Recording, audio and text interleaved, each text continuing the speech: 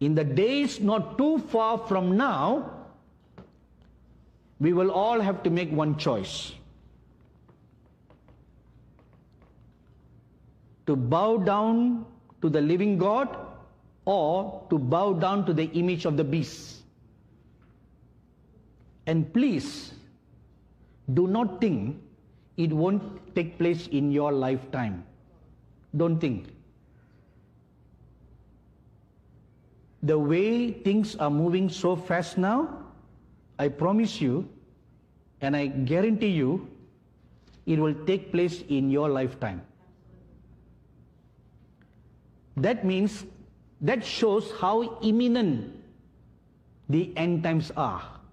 It's not something far away in the future.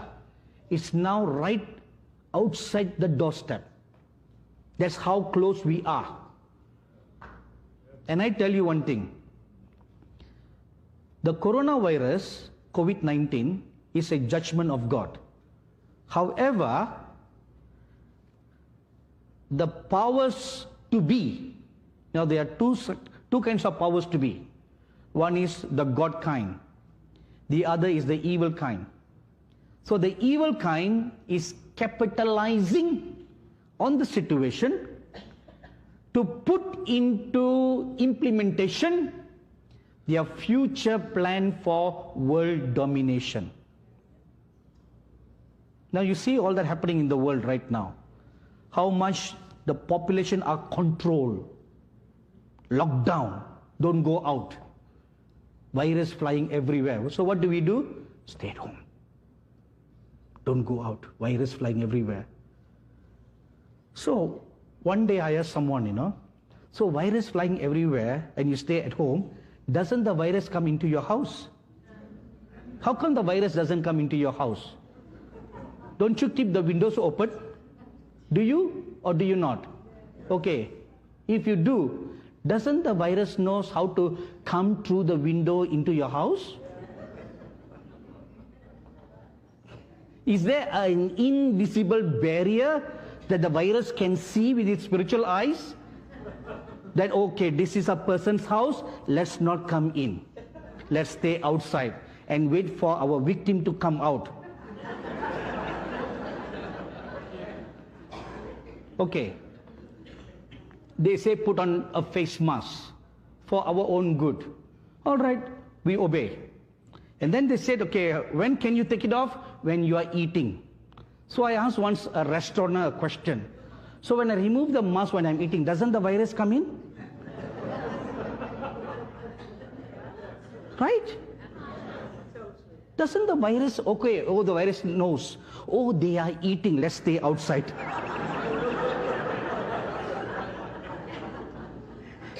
You see how ridiculous the whole thing is? Yet, then why do they do that? A practice, don't say control, practice towards global domination. This is a practice, a trial that's going on. The powers to be, the anti-powers. It's a dry run for them. Okay, now they have come up with a new thing. The new thing is, oh, we should eliminate cash, currency, because you are handling the currency, the virus can stay on the paper. It stays on the paper, and then when you share the note to someone else, the virus sticks on the paper like the Aladdin on the magic carpet.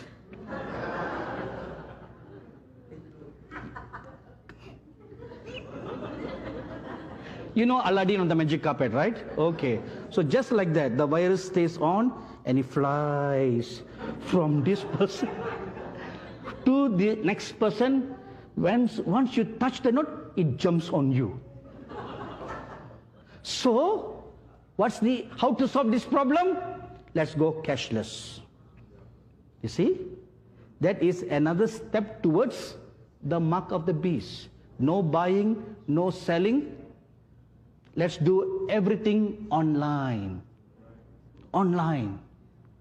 See, that is the ultimate plan of the Antichrist. See, it will never come all of a sudden. It's inch by inch,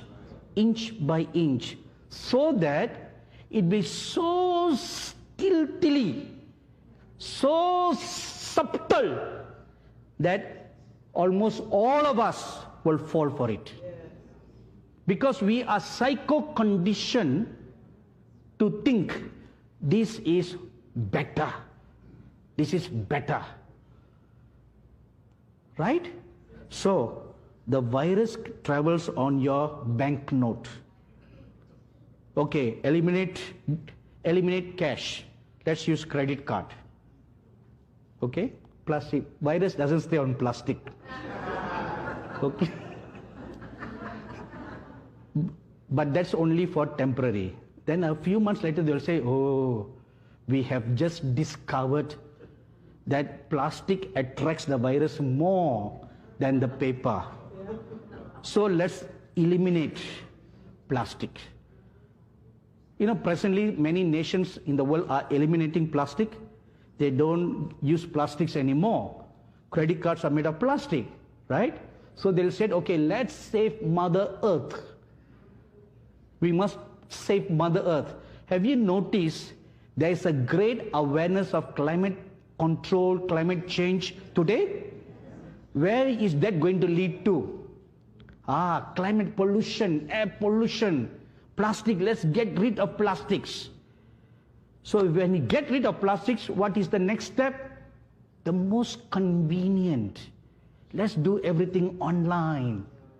Get rid of coins. And what are they introducing? Bitcoin. Cryptocurrency. Have you heard about this? Bitcoin. Cryptocurrency. You don't see them, but they exist in the virtual world. So they are going to go back to the old system of bartering. You use your cryptocurrency, Bitcoins, to buy and to sell. So now, eliminate all this. So again, your identity can be stolen, right? Identity can be stolen. So what to do?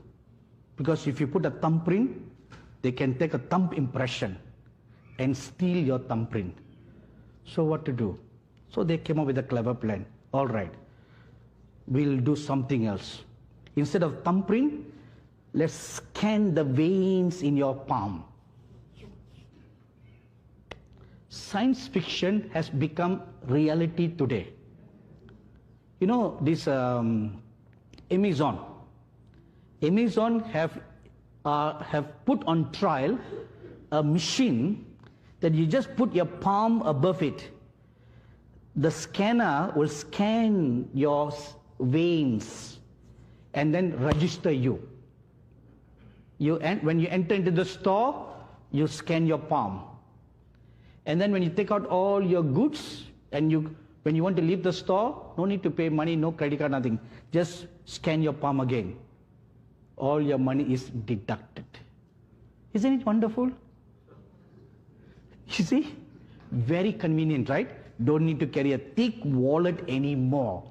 All plastic cards down the drain. Eliminate all of them. Just your one hand is enough. So what happens if someone is amputated? John, what to do with that? Leg. Good idea. You see, where is this leading to? The mark of the beast. Inch by inch by inch is leading towards that. So there will be two options before us. To worship the image of the beast or to worship the true living God. And what is the one thing, one attribute in the center that will make you to yield to this or yield to that? Obedience. To whom will you obey? Will you obey the system of this world? Or will you obey the living God, no matter, even if it costs your life?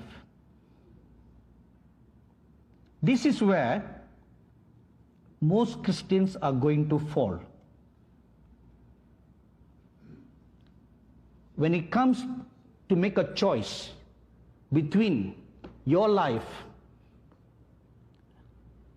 either you live for the devil or you die for God. Which will you choose? If I ask you this question, all of you will put up your hand and say, yes, I will give my life to the Lord. No problem. But what about your babies?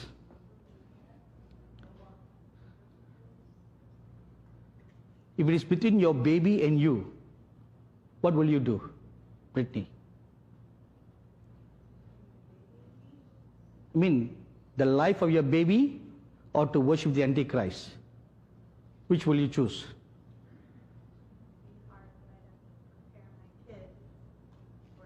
So, oh, you already prepared. Very good. So you don't mind your baby's their heads being dashed against the stone? You don't mind? Huh? I would mind, but you don't care. You know, I asked my staff this question in our staff meeting. I'll tell you this story, okay? In our staff meeting, I asked everyone this question. So they all said, yes, we'll give our life to God. So there was one of my staff who just delivered a new baby.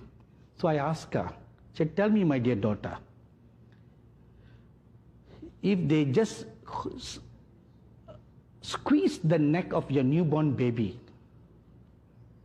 how would you feel? Earlier on, she was very bold to answer, you know. But when I presented this picture, she was quiet. And then I said, they squeeze harder. They squeeze harder. And you can hear the scream of your baby. What will you do? Tears started rolling down her eyes. She had no answer, which is the normal reaction of a mother. Normal reaction. But, like what Brittany has answered, we must prepare our children to be martyrs for the Lord. You must prepare. It is written in the scriptures that such a scenario that I just painted is not a fiction. It will come to pass in the future because such a scenario had taken place in the past. They have taken up little children, babies, and just dashed their head against the stone, against the wall. You will find this in the book of 2 Kings. This has happened in the past, and there is a prophecy in the book of Amos that it will happen again in the future.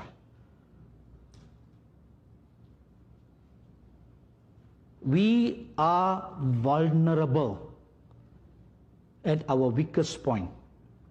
So you want to strengthen even the weakest link in your life and in your family. You must be mentally prepared that death is just temporary. It's just a temporary loss. Eventually we'll all be united together. It's just a temporary loss. So until and unless you are not mentally strong and prepared in the spirit and in your faith of such things, then when it comes to a choice, we will fall. No matter what happens, you and your spouse and your children must make a decision. Like how Joshua made a decision. As for me and my house, we will serve the Lord. We will not bow down to any other gods.